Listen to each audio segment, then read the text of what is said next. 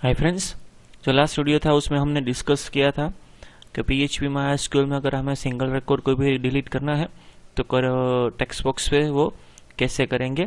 तो उसके लिए मैंने पहले एक सिंपल सा फॉर्म बनाया था जिसमें मेथड पोस्ट से एक टेक्स्ट बॉक्स में यूज़र वैल्यू इनपुट करेगा। जो कुछ भी वैल्यू इनपुट करेगा वो पोस्ट मेथड से यहाँ पे वो ID पास होगा और वो रिकॉर्ड्स डिलीट होने के बाद रिमेनिंग जो कुछ भी रिकॉर्ड्स है वो यहाँ पे हमने डिस्प्ले करवाए थे। आज के जो वीडियो में हम बात करने वाले हैं वह है क्वेरी स्ट्रिंग। क्वेरी स्ट्रिंग माने जिसे कहीं बुक्स में और कहीं अब पढ़ा होगा कि URL पैरामीटर्स। URL में जब भी हम कुछ भी देखते हैं तो क्वेश्चन मार्क के बाद कुछ डेटा हमें दिखाई दे पड़ता है। क्या है वो मैं बता हूँ। पहले तो वो बताने के लिए जो डिलीट का कोडिंग है थोड़ी देर के लिए यहाँ पे हम कमेंट लिख डालते हैं कि वो एग्जीक्यूट ना हो। दूसरा जो ये पोस्ट मेथड है उसे मैं गेट मेथड लिख लेता हूं, इसे एग्जीक्यूट करता हूं।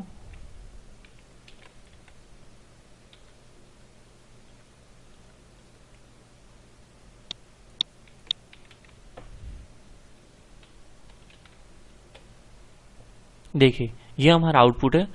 अब URL ध्यान से देखने का है मैं यहाँ पे PHP के बाद यहाँ पे कुछ आगे और अभी के लिए कुछ नहीं है। रिकॉर्ड समझ लीजिए कि मुझे रिकॉर्ड नंबर 5 डिलीट करना है। यहाँ पे फाइल लिख के जब मैं डिलीट पे क्लिक करता हूँ तो URL देखने की हमें देखिए ID is equal to 5 ampersand delete is equal to delete sorry ampersand submit is equal to delete. ये कहाँ से आया? ये क्वेश्चन मार्क के बाद का जो कुछ भी होता है इसे कहीं बुक्स में क्वेरी स्ट्रिंग भी कहा जाता है और दूसरी कई और बुक्स में उसे URL पैरामीटर्स भी बोला जाता है। उसकी एक फिक्स सिंटैक्स होती है। पेज के नाम के बाद हमें हर बार एक क्वेश्चन मार्क साइन आती है। बाद में first element name is equal to data ampersand, second element name is equal to value ampersand, third element name is equal to value. ये एक फिक्स सीक्वेंस है, हर बार इसे ही फॉलो वो करता है।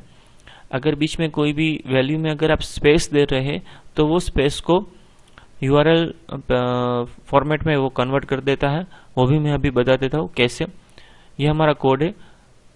सपोज यहाँ पे लिखते हैं डिलीट रिकॉर्ड, तो बीच में हमारी जो वैल्यू है वो स्पेस में आई। ये देखिए ये हमारा फर्स्ट एलिमेंट नेम है, ये हमारा सेकंड एलिमेंट नेम है। फर्स्ट एलिमेंट वैल्यू कहाँ से आई है? जो हमने टेक्स्ट बॉक्स में टाइप की। और सेकंड जो एलिमेंट है उसकी डे वैल्यू हमने तो वो पहले से दी हुई है। फिर से यहाँ पे रिफ्रेश करते हैं एक बार। यहाँ पे डिलीट रिकॉर्ड हो गया। एज्यूम कीजिए अब मुझे रिकॉर्ड नंबर 7 डिलीट करना है। डिलीट रिकॉर्ड पे क्लिक कीजिए। देखिए ये स्पेस की जगह यहाँ पे प्लस साइन आ गई है, तो ये ब्राउजर वो अपने आप उसे कन्वर्ट कर देता है। तो इसी फॉर्मेट को हम फॉलो करके URL पैरामीटर पास करेंगे। कैसे वो मैं बताता हूँ। क्वेरी स्ट्रिंग जिसे भी कहा जाता है। अब इस फॉर्म की हमें ज़रूरत नहीं है तो ये फॉर्म निकाल देते हैं। URL हमें याद रखनी की है, फिर से बता देता हूँ। Question mark element is equal to value ampersand element is equal to value. ये फिक्स एक सीक्वेंस है। क्वेश्चन मार्क की साइन के बाद उसे ही हमें फॉलो करना है। ये हम निकाल देते हैं।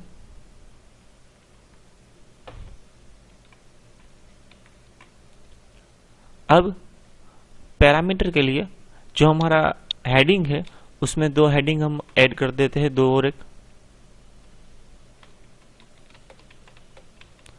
जो पहला हेडिंग है एडिट, जो बाद में हम करेंगे। पहले यहाँ पे डिलीट लिख डालते हैं।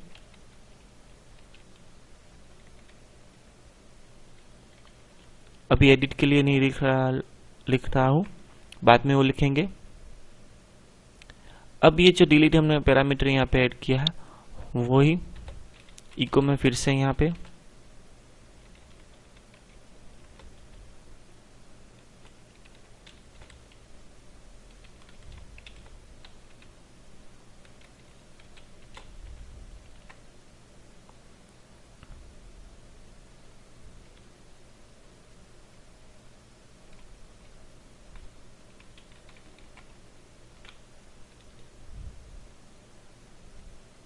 देखिए यहाँ सब जगह पे डिलीट आ गया है।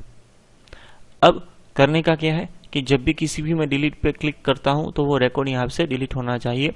तो उसके लिए क्या करना है हमें, ये जो हमारा पैरामीटर है question mark ID is equal to 7, वही हमें फिर से एग्जीक्यूट करवाना है। जो हमारा पेज है और जो हमारा पैरामीटर है कि हमें कौन सा रिकॉर्ड डिलीट करना है, वो हमें सबमिट बटन की भी ज़रूरत नहीं है क्योंकि हमने फॉर्म निकाल दिया है।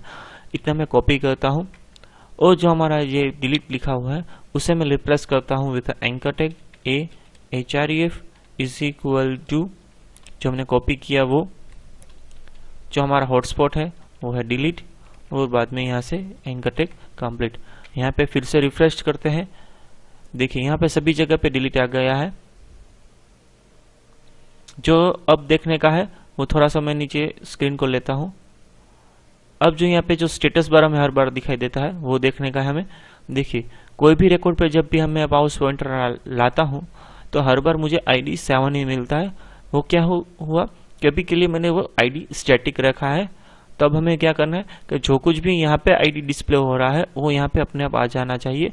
तो जो हमारा ID यहाँ पे 7 हमने स्टैटिक लिखा हुआ है उसे डायनामिक करने के लिए अब क्या करना होगा, ये 7 निकल के यहाँ पे हमें वेरिएबल लिखना है। वो वेरिएबल कैसे लिखेंगे, जैसे जो पूरा पहले के वीडियो में मैंने यहाँ पे लिखा था, स्टैटिक डेटा को सिलेक्ट करके डबल कोट बीच में डॉट डॉट, और बीच में हमारा जो कुछ भी वेरिएबल है वो रो, स्क्वायर ब्रेसिस में जो हमारी फील्ड इंडेक्स आती है वो जो हमारा ID है वो हमारा फर्स्ट फील्ड है यानी कि 0th फील्ड, तो यहाँ पे हम लिखेंगे 0। फिर से रिफ्रेश करते हैं, यहाँ पे एक बार फिर से यहाँ पे चेक कर लीजिए। देखिए ID 12, ID 11, ID 10, ID 9, यहाँ पे नीचे आपको देखने का है, यहाँ पे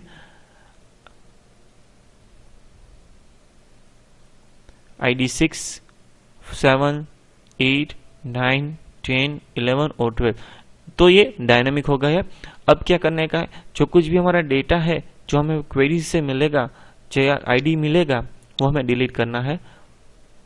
तो PHP में कोई भी अगर डेटा अगर यूजिंग URL आपको इस्तेमाल करना है तो वो कैसे करेंगे, अब यहाँ पे कमेंट निकाल देते हैं क्योंकि अब हमें रिकॉर्ड को डिलीट करना है। तो पहले मेथड पोस्ट हमने इस्तेमाल की थी, अब हम मेथड यूज कर रहे हैं गेट। अब हमारा जो डेटा है वो ID से आ रहा है और वो इसमें इक्वल टू डिलीट ऐसा कुछ नहीं है। तो जो हमारी कंडीशन है वो हमें बदलनी होगी। यहाँ पे अब हो जाएगा इस सेट।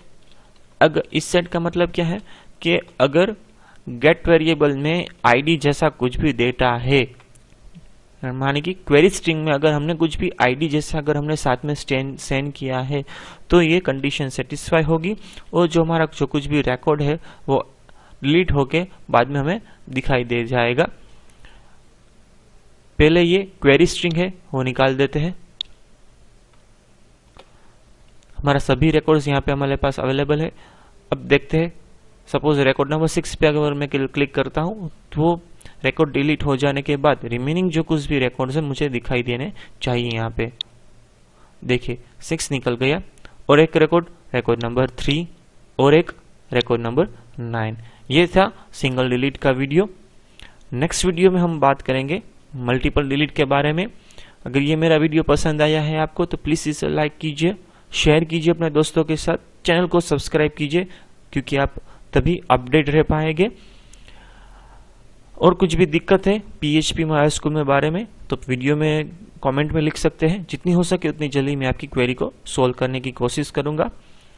वीडियो देखने के लिए आपका बहुत बहुत धन्यवाद।